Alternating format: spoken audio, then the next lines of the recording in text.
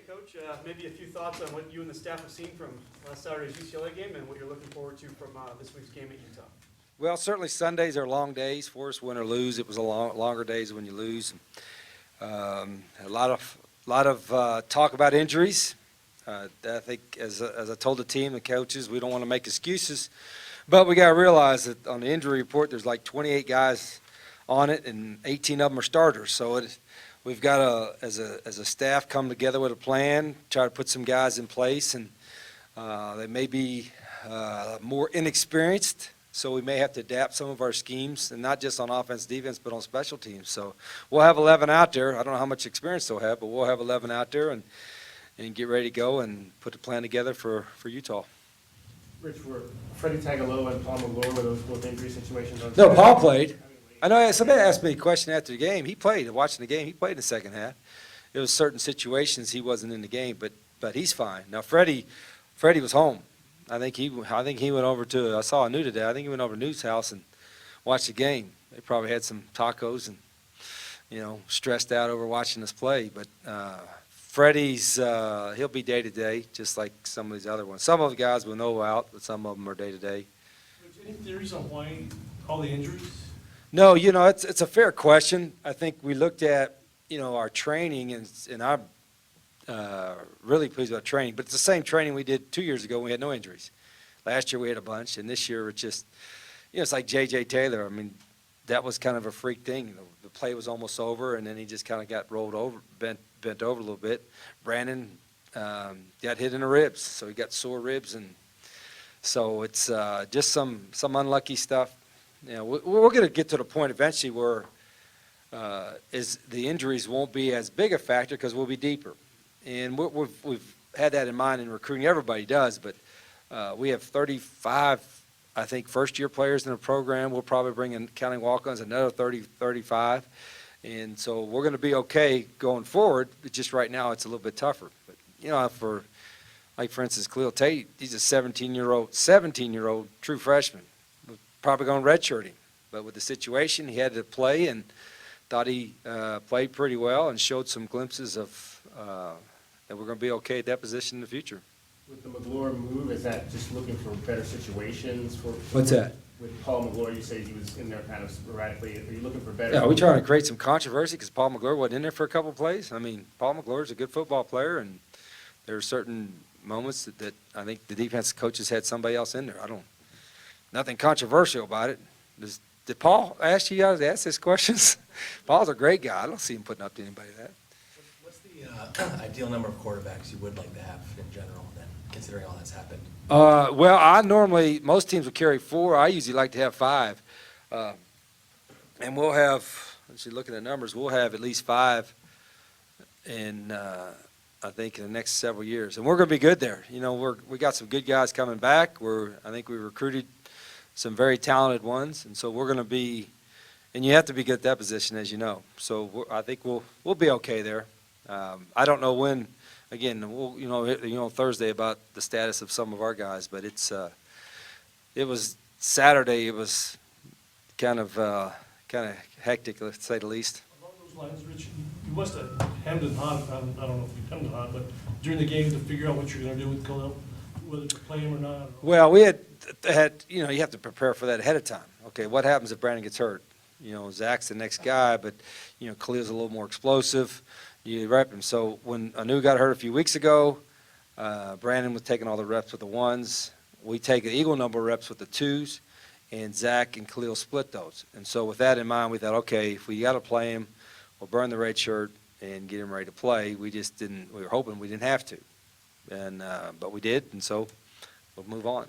Just how limited is the offense with Khalil right now? We run 2 plays. That's it.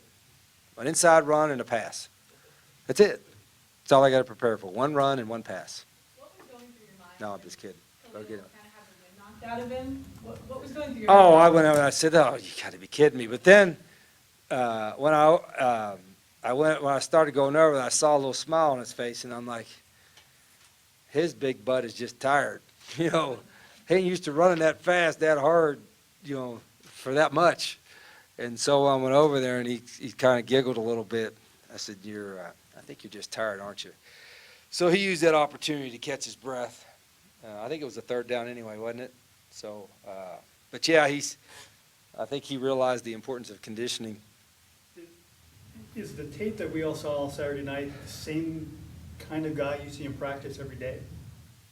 He was better, which is, I don't want to say a pleasant surprise, because when you recruit a guy, you see him, I always say, if you want to find a guy that's going to be a really good player in college, find a guy that's a really good player in high school. And he was a really good player in high school. But he was more composed in the game than he was in practice. So that was really pleasant. Sometimes guys get in their first action and the lights are too bright or something, and he was spot on. Even when he made a wrong read or something, he knew right away. So that part of it was very encouraging, but from that standpoint. So that you have burned his red shirt, is there more of a reason to get him in games moving forward? Well, we never just play a guy, even at quarterback. But it's a long season. There are a lot of games left, and he's certainly going to play a big role for us. Rich, he initiated contact with his head on several of his runs. With his shoulder. Well, a couple times with his head too. I mean, is that something you talked to him about? I mean, No, I thought he lowered his shoulder, but you can say his head. Whatever. He got a big head too. He got big shoulders and big head. So if he did, he did. But I think going forward, answer to your question, you got to be pick your moments, and be careful. But I'd rather say whoa than sick him. I'm saying sick him way too often. I want to say whoa sometimes. Do you have the Richard discussion with Tate sometime during the week or sometime in the weeks up to? Or do you just say, get your helmet? I didn't have any discussion with him. Get ready to play. I tell all our freshmen, I'm not going to talk to you about being redshirt. You just get ready to play. And if you're ready to play and we got to use you to win with, we're going to use you to win with. With that said, when you say go in, do what kind of reaction? Okay, I'm ready. And I don't know. Hey, Kalia, warm up. You're in. That's all. That's it. There's no. From him, not from you, but from him. Just, What about okay, it? cool, I'm ready to go in. I don't know. We don't have any sit down, really have time to converse and say, how do you feel about going? And are you upset? Does it bring anxiety or stress? Do you need to have a moment to reflect? There's not. It ain't none of that. It's like, Khalil, you're in. Okay, coach. With that said, he's thinking redshirt, and then all of a sudden go in. Oh, I don't know. I know what you're saying. I would think if he's having those thoughts, it's during the week when he's not on the scout team. If you're down on the scout team going against the defense, you're probably thinking, probably going to get redshirted. If you're down with the offense with ones and twos getting reps, you're probably thinking, I'm going to get ready to play. So I think that part of it probably. And he's a pretty sharp guy, so he probably figured that out. I'm repping with the twos. Might not be redshirted. Did Brandon fight at all have to come in the second half? What's that? Did Brandon want to come in at all? Oh, he wanted to play the whole time. He's a competitive guy, and he wanted to play, and he really tried. But I've never had it happen, particularly wasn't a quarterback, but I know if you're a quarterback and you're trying to throw and run and it's hard to breathe because of your ribs are sore, that's a tough deal. But he tried. He really tried. Can you say how that happened? How he No, I don't know. So you don't know it was one player, just like a combination of a few? No, you get bruised ribs. You probably got hit on one play. He got hit on one play. I don't remember which one it was. It doesn't matter. Happens. So now that Tate is playing more and, getting a lot of reps in practice, do you feel like him enrolling early was beneficial to him? Oh, without question. I don't think he could have even done anything if he hadn't enrolled early. That certainly played a big part of it. And I think it helped not all the guys enrolled early are playing, but it helped a couple of them for sure. Are you comfortable giving Tyrell Johnson 20 carries in a game at this point if he has to? Or? Yeah, he's not the biggest guy. You prefer not to, because he's just he's a smaller guy, but he's tough. And I thought as the game went on, he got a little bit more comfortable, and he was. And Coach McGee even said it watching film. The more he carried the ball, the more his eyes were in the right spot, and he pressed the blocks the right way. So it's just a matter of reps. He said he's kind of like even though he's not a freshman, he's new to that position, so to speak. What'd you like about what Fanene did in the game on Saturday? It looked like he was pretty disruptive. He was very aggressive. I'm really proud of him. You know, we moved him around from offense to defense. He's a big, strong guy, and you know, we put him at defense and said we're going to keep you there. And he's been very active, and has played really consistently. He's actually gotten better every week. I'm really proud of the way he's been playing. He played pretty good in the last game. What did you say about the defensive line? We're starting to see some different names. Obviously, Fanene, Conley made a play down there. Yeah, we're rolling 6 or 7 in there. I think eventually we want to get even more because we're not the biggest, you know, Fanene, Lewis, Fish, we call him Fish. Fish is the biggest guy of them, but the other guys are undersized, so they have to be active. But we've been playing more of them, and going forward we'll continue to do that. I think eventually we'll get to the point we're playing 6 or 7. We'll get to the point we're playing 9 or 10 in every game in the future. What about just your thoughts on the entire defense and how they played? If you're happy? First half, I thought we played very active, very sound, made some play, got some pressure, gave up a play here or there. In the second half, we gave up a few plays, missed a few more tackles, and you know, disappointed to let them go 99 yards and had a couple missed assignments in that. But their guys are active, and I sometimes got to remind myself that everybody on defense, even if you're an upperclassman, it's their first year in the system. So it's like they're all freshmen. So any play calls we have, any adjustments we have, it's all new to them. And so each game they'll get a little more experience with it, and we should be getting better. Does Utah's defense look as physical as the last 2 teams you played?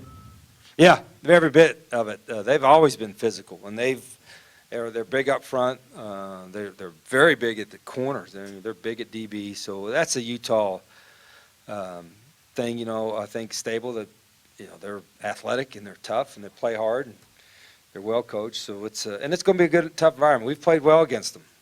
You know, for whatever reason, it's probably been as well as we've played in each game the last 3 or 4 years, and it'll be a tough environment. So we'll get the guys. We'll have a good week of practice and get ready to go.